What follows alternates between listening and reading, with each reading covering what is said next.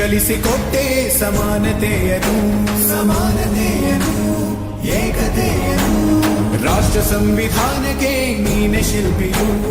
ನೀನೆ ಕಲಿಸಿಕೊಟ್ಟೆ ಸಮಾನತೆಯನು ನಿನ್ನ ಲೇಖನಿಯ ಬರಹ ದೇಶ ಖರ್ಚನೆ ಒಂದು ಮಾತು ಕೂಡ ಭೀಮ ಗರ್ಜನೆ